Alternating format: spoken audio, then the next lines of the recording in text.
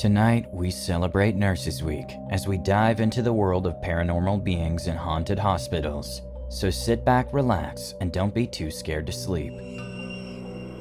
I can remember how she stalked around my bed as I lay in the hospital bed, teetering between life and death, as cancer ravaged my body at the time. Her beauty was something that I swore I would never forget, and 40 years later, I have not broken that promise to myself. She had the most luminous golden blonde hair done up in long waves that bounced as she walked. The stark white nurse's outfit fitted her form and hugged her curves in a way that would tempt even the most righteous of men. It was her voice, however, that enthralled all to who she spoke. Many patients requested that she be placed on their rounds to hear her soothing and melodic voice that had a song-like quality to it, even without the singing. At the time, I thought myself to be extraordinarily fortunate that I happened to be on her rounds, and how she seemed to take an interest in me. We would talk for hours some days when she could, much to the chagrin of the other male patients and the disgust of the female ones. I learned that she had always wanted to be a nurse since she was a little girl, and was happy to be living her life doing what she loved. At 22, I did not know what it was I was going to do with my life, much less my career. Hell, I thought I would be dead in the next few months, so I didn't care. I just liked being with her. Something rather odd began occurring at the hospital, and threw the doctors and nurses into quite an uproar. Patients, typically the younger ones, were starting to drop dead, despite their recoveries quite possibly in the future. I can remember frantic-looking doctors running around exchanging notes and patient histories with each other. Many feared that an unknown disease was spreading throughout the place, but autopsies could yield nothing of the sort, nor were any symptoms found among the living. There was a small silver lining to this disastrous event. Everyone's beloved nurse was tasked with visiting all the patients to check on their vitals and how they were feeling. Needless to say, morale sharply increased each time she came around, and boy did I love it as she spent most of that time with me. I never understood why I was her favorite, but with death on the horizon for me, I didn't care at all. Perhaps it was for that reason I failed to notice the signs, the obvious tellings of who death would claim next. You see, there was a pattern to the sudden deaths that began happening. They were not random in the slightest. These deaths were premature, and the nature of them was premeditated murder to the highest degree. By the time everyone realized said pattern, it was already too late. The nurse, Hella, was long gone. It was genius, really. Hella spent so much time getting to know the patients that she knew what medicines they took and their ailments, and studied their medical histories right below everyone's noses, and so used that to her advantage. Her method of killing was simple yet effective: ethylene glycol, the base for antifreeze. Whoever she wanted to kill, she would target the young men and women who seemed to be experiencing distressing symptoms from their ailments, and offered them something sweet to drink. Typically, she would provide apple juice with a dose of ethylene glycol. They would in return drink it and feel dandy for a few hours. Then their blood will become extremely acidic and damage their metabolic processes. In other words, their bodies couldn't perform any activities that kept them, well, alive. And soon their kidneys would fill with hardened oxalate crystals, thanks to the poison, and cause them to burst, killing the victim if the poison didn't outright kill them. Once more, the doctors only discovered this true cause of death after testing indirectly showed highly elevated levels of acid in their blood, and small oxalate crystals after extensive testing. But by that time, Hella was already gone. 20 patients died over the course of a week in the few months that I knew Hella. The sweetest woman I had ever known was a merciless killer, with her youngest villain being the tender age of 7. God, I wish it ended there. Hella was tasked with bringing these bodies to the forensic pathologists, those who would examine the dead bodies for anything suspicious. And after their fruitless task was completed, she was then given the responsibility of transporting said bodies to the morgue. It was here where her true work would begin. Hella would, with great skill, cut open the deceased chest and remove their hearts and a selection of other organs before sewing them back up and leaving with her ill-gotten gains. I racked my head for months after learning this. It made no sense to steal the organs of a corpse. Answers never came to me, and after a few more months I was discharged from the hospital clear of cancer. Fate is certainly quite choosing when it comes to who lives and dies. Woefully, I received a letter from Hella a year or so later, detailing why she undertook such a blasphemous venture. It was, for me, Every person she killed was for me. Those hearts, those livers, those kidneys were all sacrificed to demonic entities, whose names I shall not recant here, out of repulsion for what she had done. She wasn't in love with me. No, it was something as dementedly poetic as that. She felt I was chosen to do great things. And by great, she said, and I quote, to lead the discarded masses together, to worship the Almighty in blissful unison. What she meant by that, I do not wish to know, nor will I ever, as she said she would kill herself shortly after sending the letter. I spent the next 49 years doing everything I could to not live up to the horrific expectations she had for me and what I do. At my advanced age, I think she was simply delusional, a psychotic woman who was broken by some unknown trauma that caused her to inflict pain on others. At the same time, though, I still fear what it was she saw in me that would cause her to do such things. I may be nearing the end of my life, but I cannot shake the feeling that she's won somehow. I just pray that I'm wrong in that assessment. I was a new nurse at our hospital and had only been working there for a couple of months. I had brought a patient of mine up to day surgery from the ER for an endoscopy, and they called back down and asked me to bring her family up because she only spoke Italian and not enough English, and they needed someone to consent for the procedure.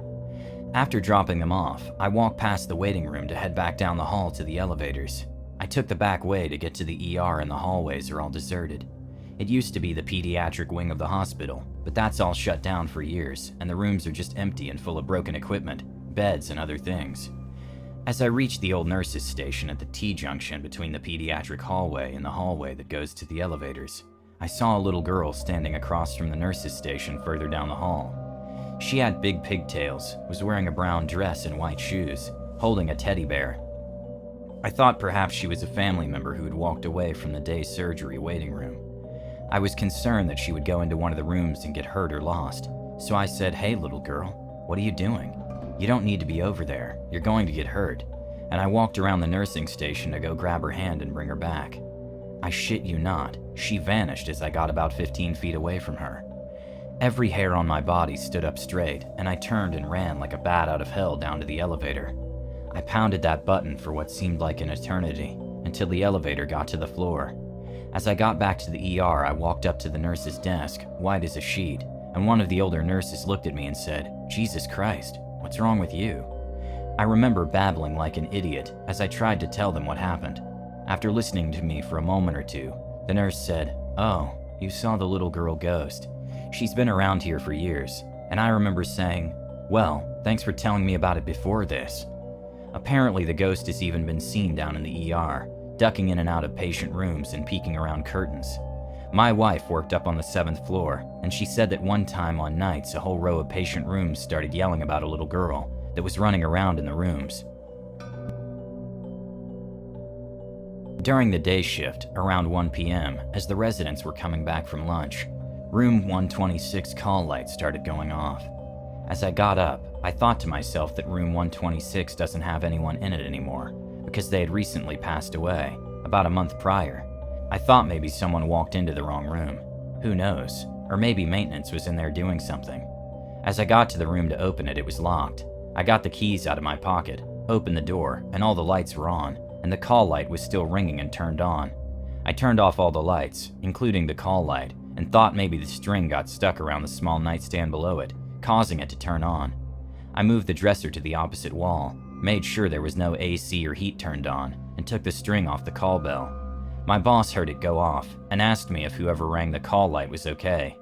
I said yes and explained what had happened, and not even a minute after my explanation, it started ringing a second time. The same thing. I went to the same room and unlocked the door. Lights were all on, even though I know I turned them off and the call light was ringing. I flipped the switch, turned off all the lights, locked the door, and shut it behind me.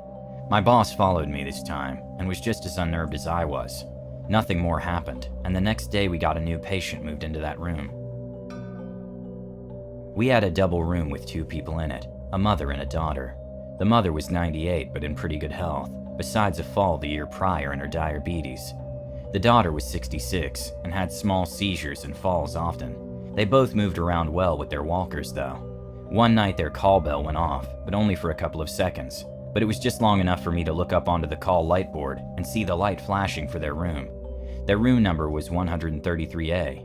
As I went back to check on them, they were both sound asleep snoring. I brushed it off as if it was a malfunction or something. The next morning around 7 a.m. I started my rounds, waking everyone up starting at the top of the hall and going to the end of the hall, room 133. I go into the mother and daughter's room to wake them up, and they were both already awake, which was unusual. They like to stay up later than most of my residents and have a hard time getting up in the morning. I said good morning and went to check the mother's blood sugar. She begins telling me, "You need to tell those teenagers to stop crouching down at our living room window at night." Mind you, this is the only 98-year-old I've ever met with a mind so sharp. I ask her to elaborate and tell me what happened. She said that every night this week when they crawl into bed, they can both see shadows outside their living room curtains, hearing people knocking and tapping on the glass, and having conversations with each other, laughing excessively, for sometimes 5 minutes continuously, and it's 3 teenagers. She said the first night it happened they kept saying, "Please let us in. We're cold. We need to use your phone and call our mom." She also said that last night she got up out of bed, turned on the light, and looked out the window to yell at them. She could see their shadows standing up only inches away from the window, and when she went to open the curtain, they crouched down right underneath the window.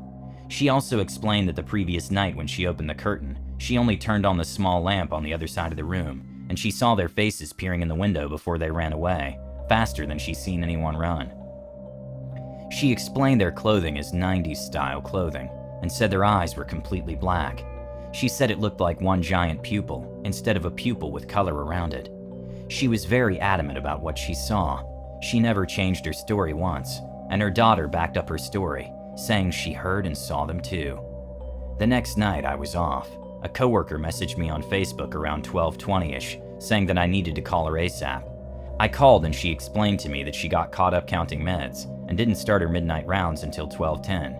She said when she got to room 133, she heard a tapping on the glass, and knowing what these 2 women had been claiming had been happening to them at night, she opened the room door and quietly walked in. She got to the window and saw the same teenagers that the residents described, walking away from the window towards the street, except she said they weren't totally opaque. They were almost as if they were muddy or blurred, and not human as she described to me. She was so scared that she had called security to come sit with her for the rest of her shift.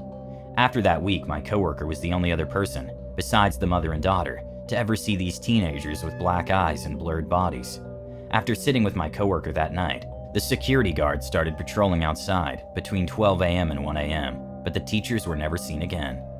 Thanks guys for listening. If you enjoyed these stories, check out Skinwalkers and Cryptids right here. And remember, don't be too scared to sleep.